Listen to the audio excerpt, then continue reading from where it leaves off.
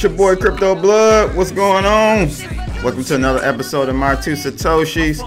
Just My Two Satoshis, people. Nothing more, nothing less. Hope your morning is getting going.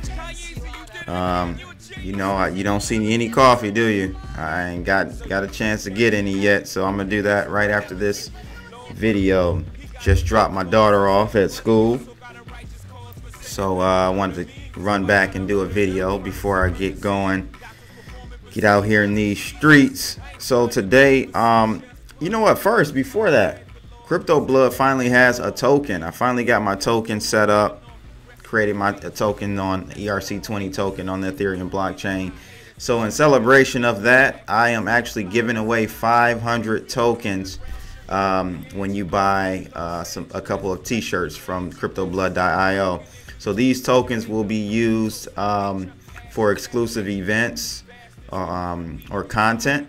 So just hold on to them, and you'll be pleasantly surprised, is what they say. Once I get everything structured and such. So you will only be able to participate in these exclusive events and actually services and merchandise, and I got a whole bunch of stuff I'm going to be doing with these tokens. So make sure you get you a few of these, a couple of shirts, and you'll get 500 tokens for free, which is roughly about 25 bucks. Get over there to cryptoblood.io to get that. So shameless plug is done. Wanted to definitely get that out there and let you guys know I'm excited. I'm tokenizing my brand. That's the power of blockchain, people. Exciting times ahead for us, I'm telling you. So first, I want to take a look at, of course, coin market cap. See how we're looking. And we're at 205 now, people. Bitcoin's dominance is down 52.5%. And I'm going to talk about where we are with Bitcoin and its pricing, because I think we're at a really critical point to see which way we're going to go. And I'm going to show you that actually right now. So let's take a look at this chart really quickly. So as you can see, I'm going to zoom in a little bit. You will see we have not successfully closed above this 45-degree line here. This line I got here. So again, I told Nick the other day, I said, man, this was a bullish candle here for sure. However, it seems that we're fading a little bit, so we just need to watch this and see if we can close above this 45-degree trend line here. If we can do that, we're Gucci. So just keep an eye out on that, people. So really at this point today, we want to close above, like, I would just go ahead and say like 6,800. So if at any point today, or actually tomorrow, the following bar, we want to see it close above 6,800, and that will give us some confidence that we are ready to go for the previous highs, basically. So we'll have to see what happens. But I really think we are setting ourselves up, and what I'm talking about today on the video, My Two Satoshis video today, is regarding institutional funds and the funnel, basically the structure, the infrastructure for institutional funds to start really flowing in. And in finance and stuff, man, you got to look at the context clues.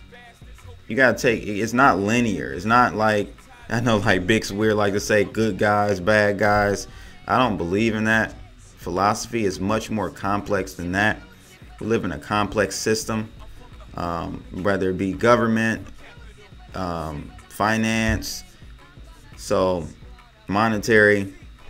So you have to take a lot of different things and merge them together to make a informed decision about what's going to happen in the future. So today, this article is from the CME president, and that is he's talking about possibly having the futures contracts ready for the CME group by December. So that lines up with Clif high, with a lot of other people's projections for Bitcoin being at 10,000. So I can definitely see this, and this being just the start of it. So let's go ahead and take a look at that article really quickly. So if you look here, CME CEO, Bitcoin futures could begin trading as soon as December. So CME Group Chairman and CEO Terry Duffy has said that the derivatives exchange operator could list and plan Bitcoin futures products as early as next month. I think so. It just kind of quotes what he's talking about here. It goes on to say that the firm made waves in October when it revealed that it was seeking regulatory approval to list its first Bitcoin-related product. At the time, CME said that the futures would be tied to an existing price index launched in 2016 and settled in cash. I heard in the last three amigos, there were, Bix was not, and Bix and Jason were wondering like, well, how's it gonna? There's no delivery of anything. So the delivery is being settled in cash. That's how that's what the delivery is. So once the contract expires, unlike other futures contracts, when it expires, let's say you're talking about gold, right? If you have a futures contract for December on gold, when that contract expires, you're supposed to take delivery on it.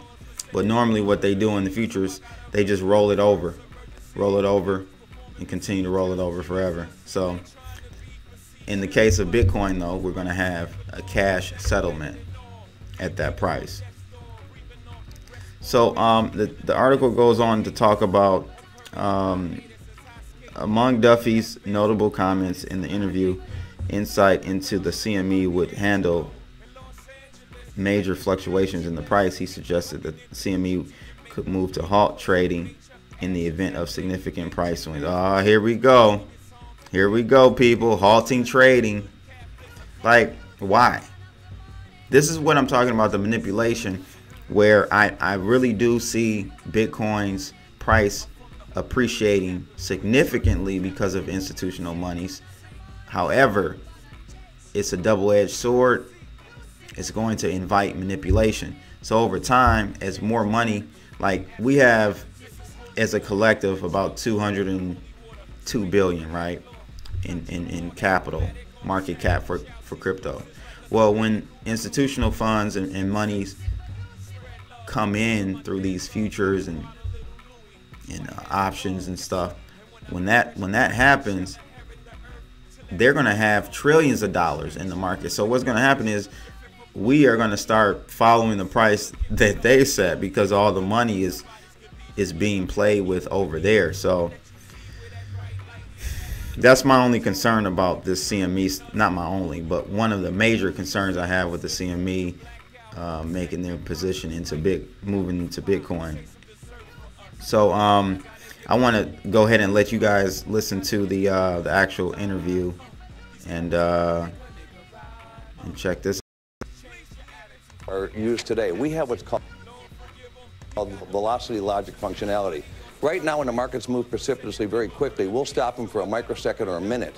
With this product, these bumpers are going to be a lot longer. So even though we have intraday limits, we also will have the velocity functionality that might stop the Bitcoin market for an hour. So I think that's going to add a lot more structure to the marketplace. Terry, I'm sure you saw Barron's over the weekend. They were talking to Thomas Petterfy, the founder of Interactive Brokers, and he said, for the first time, I am extremely scared when asked about Bitcoin futures, and specifically, he cites the low margin rates that a lot of the smaller, weaker clearing firms will probably offer in order to attract business. Is there any plan to limit clearing members' liabilities for peers to a certain amount to ensure that there isn't sort of a spread of liability? Melissa, I had a conversation with Mr. Petterfy. He obviously called me because they're one of our bigger clearing members, and I understand, and I'm hopefully now I've had my team working with his team, and hopefully has a better understanding of what we're trying to do here. And every FCM that trades on the CME has the ability, Melissa, if our margin is 20%, 30%, or 40%, whatever it may be on a particular product, that particular FCM can increase the margin in and of itself. It doesn't have to go off of what the exchange is. That's the bare minimum. They can always charge more. So, or they could tell clients they don't want people using those products. And we've seen that before.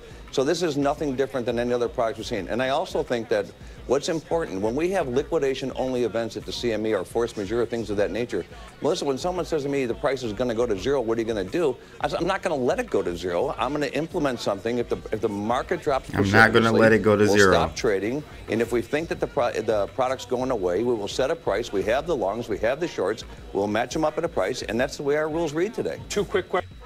All right, people. So that's a little snippet of that interview.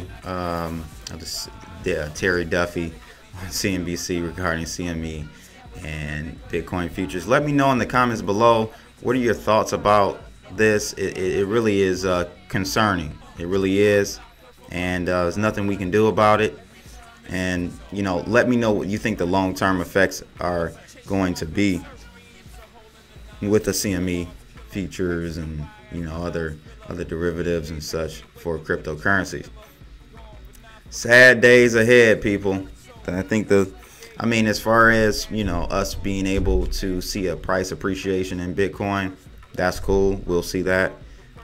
It's just that free markets are over very soon. That's pretty much it for today, ladies and gents. That's my 2 Satoshis.